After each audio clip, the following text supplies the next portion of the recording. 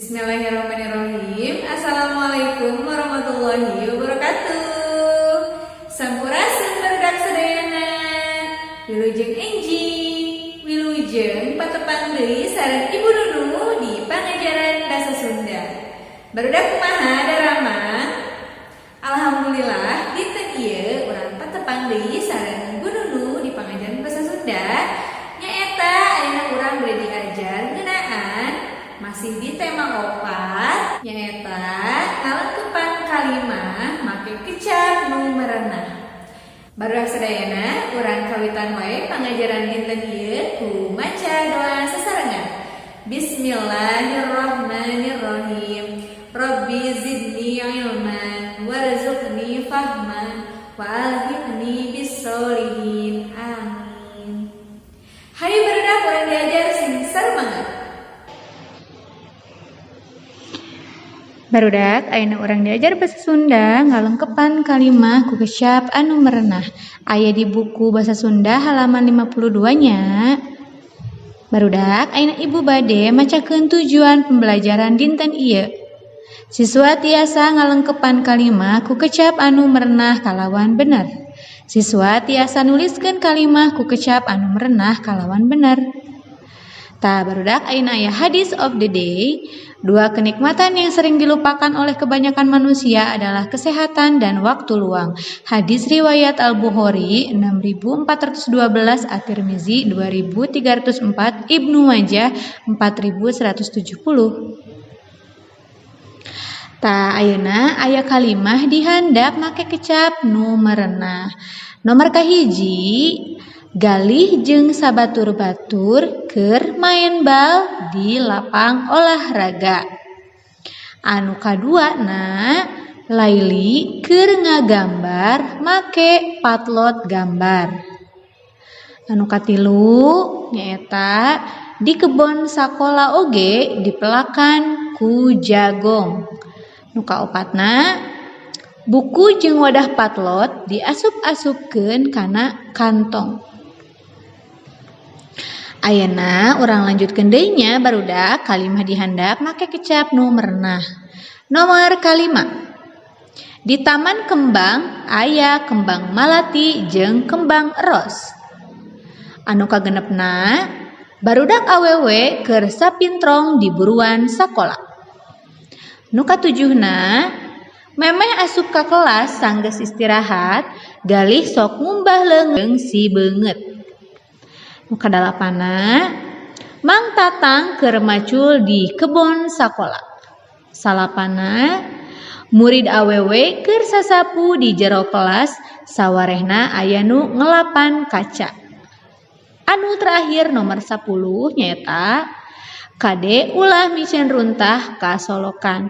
Tah barudak kalimah-kalimah anu tadi dimulai nomor kahiji dugi ka nomor 10 ngeunaan tentang keadaan anu di sakola nu biasana sok ku urang sapopoe dikerjakeun. Dimulai tadi nu kahiji aya galih jeung babaturana lamun main bal teh di mana?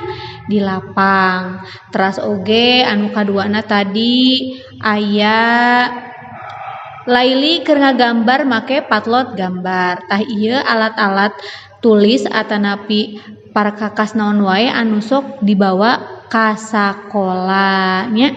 Aya oge nyeritakeun keadaan kebon sakola. Tah kebon sakola digalih mah dipelakan ku jagong saurna.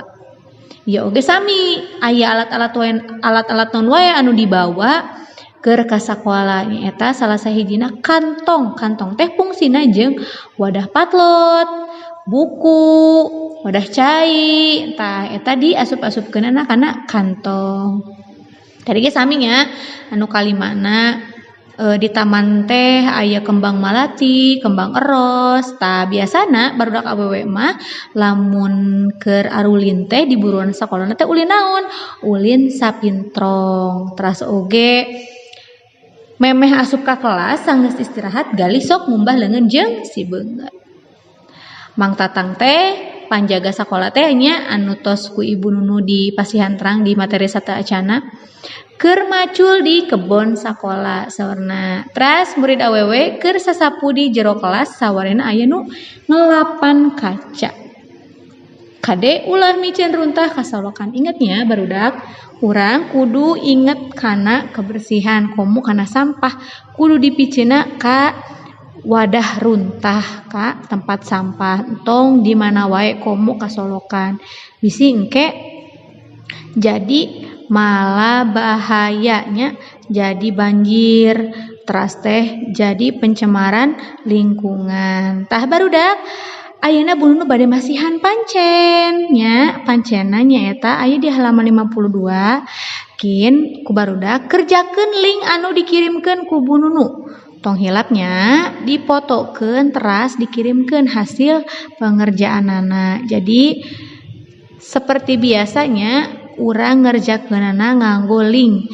Jadi engkin dipotokeun hasilna teras dikirimkeun ka Ibu Nunu. Sakitu wae barudak sadayana pangajaran dinten ieu, mudah-mudahan tiasa dipahami teras tiasa dipraktekkeun di kehidupan sehari-harina.